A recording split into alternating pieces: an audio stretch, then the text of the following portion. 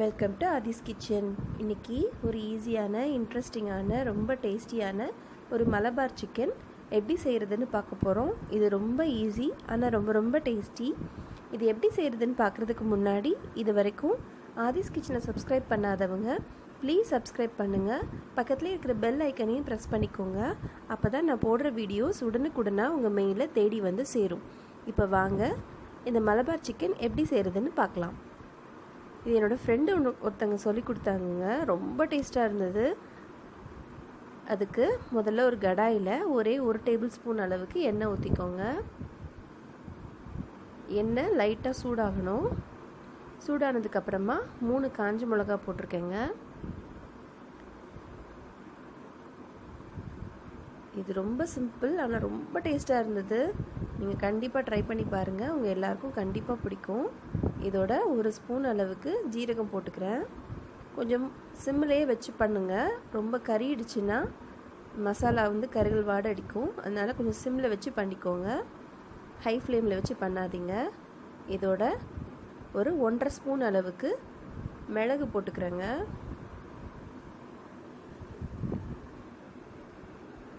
இதோட ஒரு கைப்பிடி அளவு சின்ன வெங்காயம், அதை 2 நறுக்கி போட்டிருக்கேங்க. இதோட ஒரு பெரிய விரல் அளவுக்குள்ள இஞ்சியை தோல் சீவி நறுக்கி போட்டிருக்கேன். இதோட ஒரு 10 சின்ன பல் பூண்டு போட்டிருக்கேன். பெரிய பூண்டாக இருந்தது அப்படின்னா நீங்கள் ஒரு 5 பல் கூட எடுத்துக்கலாம். இதை லைட்டாக கருகாமல் வறுத்துக்கோங்க. இதோட 1 ஸ்பூன் அளவுக்கு மல்லித்தூள் போட்டுக்கிறேன். மல்லித்தூள் தனியாத்தூள் அப்படி சொல்லுவாங்க. இதோட 1 ஸ்பூன் அளவுக்கு மிளகாத்தூள் போட்டுக்கிறேங்க. சிம்மில் வச்சே பண்ணுங்கள். ஏன்னா இந்த மசாலா போட்ட உடனே அடிப்பிடிக்க ஆரம்பிச்சிடும். அதனால் சிம்மிலே வச்சு ஃபுல்லாக வறுத்துக்கோங்க.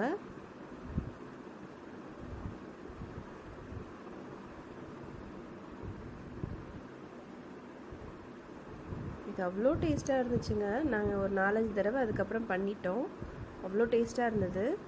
இப்போது இந்த மசாலாவுக்கு தேவையான அளவு உப்பு போட்டுக்கிறேன். ஒரு 1/2 ஸ்பூன் போல் உப்பு போட்டுக்கிறேன்.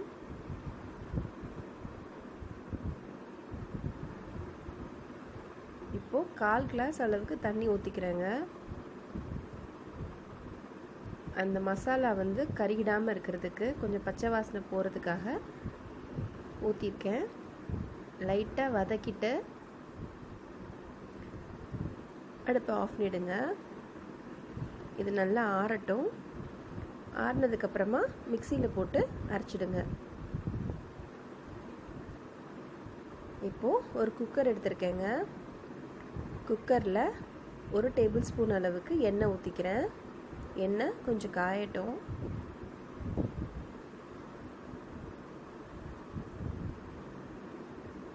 இப்போது நான் ஒரே ஒரு பெரிய வெங்காயங்க, அதை பொடியாக நறுக்கி போட்டிருக்கேன்.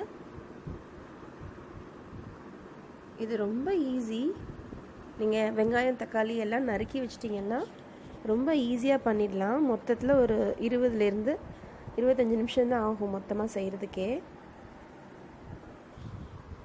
இப்போது வெங்காயம் வதங்குற அளவுக்கு உப்பு போட்டுக்கிறேன். ஏற்கனவே மசாலாவில் கொஞ்சம் உப்பு போட்டோம் இல்லையா, அதனால் இதில் கொஞ்சமாக போட்டுக்கிறேன். தக்காளி, ஒரு சின்ன தக்காளி, அதை பொடியாக நறுக்கி போட்டிருக்கேங்க. அவ்வளோதான், வதங்கிருச்சு. இப்போது ஒரு கொத்து கருவேப்பிலை போட்டுக்கிறேன்.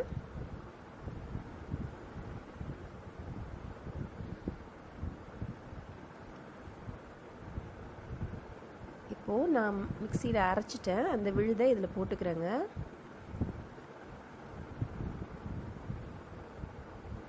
இது சூடாக ரசம் சாதத்துக்கு, பிரியாணிக்கு, ஒன்றும் இல்லைங்க, ஸ்டார்டராக கூட நீங்கள் இந்த சிக்கனை செஞ்சு கொடுக்கலாம். அவ்வளோ டேஸ்ட்டாக இருந்துச்சு. குழந்தைங்க விரும்பி சாப்பிட்டாங்க.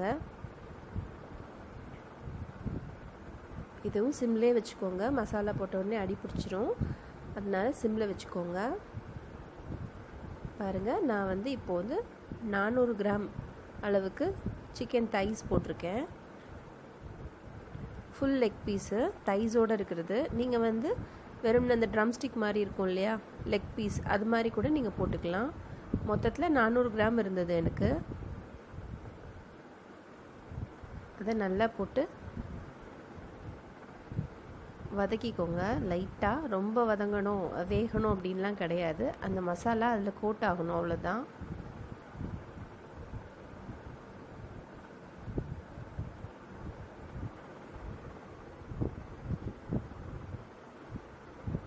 இப்போது மிக்ஸி கழுவின தண்ணியை இதில் ஊற்றுறேங்க. ஒரு அரை கப் அளவுக்கு தான் தண்ணி இருக்கும்.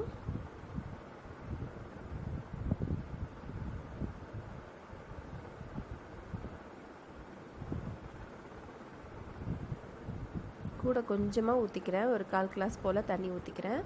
ஊற்றிட்டு நல்லா கலந்து விட்டுக்கிறேன். இப்போ உப்பு செக் பண்ணிக்கோங்க. உப்பு பத்தலை அப்படின்னு நினச்சிங்கன்னா நீங்கள் உப்பு போட்டுக்கலாம்.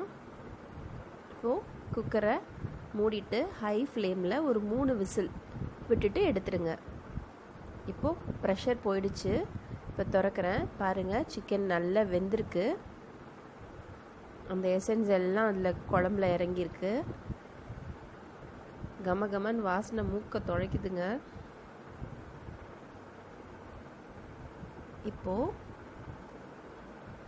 லைட்டாக நான் அந்த கிரேவி அதில் ஊற்றிக்கிறேன். அவ்வளோதான். பாருங்கள், நல்லா பஞ்சாக வெந்துருச்சு. லைட்டாக கரண்டி வச்சு அமுக்குனாலே நல்லா அமுங்குது சிக்கன். 3 விசில் விட்டுருக்கிறதுனால நல்லா வெந்துருச்சு.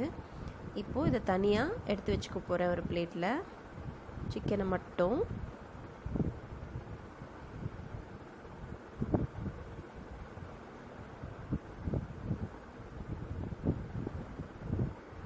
இப்போது இந்த கிரேவி இருக்கு இல்லைங்களா, இதை ஒரு கடாயில் மாற்ற போகிறேன். இந்த கிரேவி கொஞ்சம் திக்காக ஆகணும். அதனால் ஒரு 5 to 7 மினிட்ஸ் கொதிக்க விடுங்க. கொஞ்சம் திக்காகட்டும். நம்ம நிறைய தண்ணி ஊற்றல இல்லையா, அதனால் சீக்கிரமே திக்காயிடும்.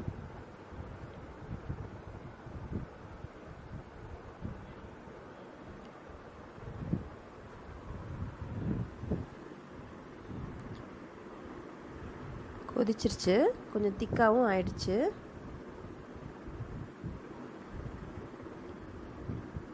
இப்போது நான் அந்த எடுத்து வச்ச சிக்கனை இதில் போட்டுக்கிறேங்க. போட்டுட்டு ஒரு 2 நிமிஷம் போல் கொதிக்க விடுங்க. இன்னும் கொஞ்சம் திக்காயிடும். நான்ஸ்டிக் பேனுன்றதுனால நான் ஹை ஃப்ளேம்லேயே வச்சு பண்ணேன். அதனால் சட்டுன்னு உங்களுக்கு திக்காயிடுச்சு. நீங்கள் ஏதாவது அடிகனமான பாத்திரம் யூஸ் பண்ணுறீங்க, நான்ஸ்டிக் இல்லை அப்படின்னா கொஞ்சம் பக்கத்துலேயே இருந்துக்கோங்க, அடி பிடிச்சிரும். அப்பப்போ இந்த மாதிரி திருப்பி திருப்பி விடுங்க, அந்த மசாலா நல்லா உள்ளே இறங்குறதுக்கு. பாருங்கள், அப்போதை விட இப்போ நல்லா திக்காயிடுச்சு. ஒரு 5 மினிட்ஸ் ஆச்சு. இந்த மாதிரி நல்லா திக்காச்சு. திருப்பி திருப்பி விட்டுக்கிறேன், எல்லா பக்கமும் மசாலா இறங்குற அளவுக்கு.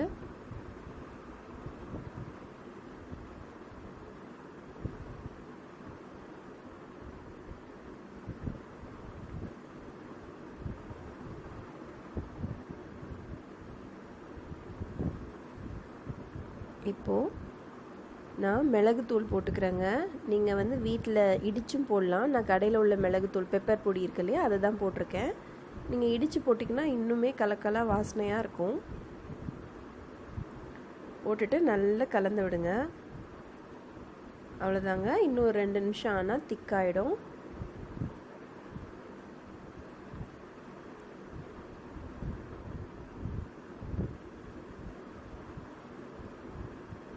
இது அவ்வளோ டேஸ்ட்டாக இருந்துச்சுங்க. சொன்னால் நம்பவே மாட்டிங்க.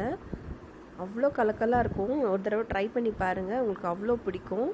பாருங்கள், நல்ல திக்காயிடுச்சு. இப்போது கொஞ்சம் கொத்தமல்லியை தூவிக்கிறேன்.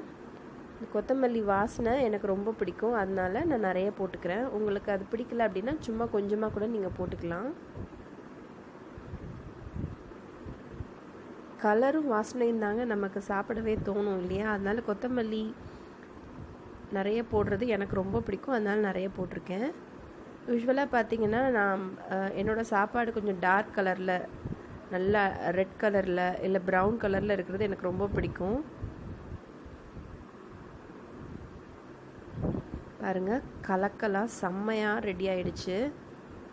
இது அப்படியே சுட சுட பிரியாணியோடையோ ரசம் சாதத்தோடையோ சாம்பார் சாதத்தோடையோ, ஒன்றும் இல்லைங்க, வெறும்ன சாதத்தில் இந்த இருக்குல்ல அந்த கிரேவி போட்டு தொக்கு மாதிரி இருக்குது பார்த்தீங்களா, அதை போட்டுட்டு இதையும் சேர்த்து சாப்பிட்டு பாருங்களேன். சும்மா அருமையாக கலக்கலாக இருக்குங்க.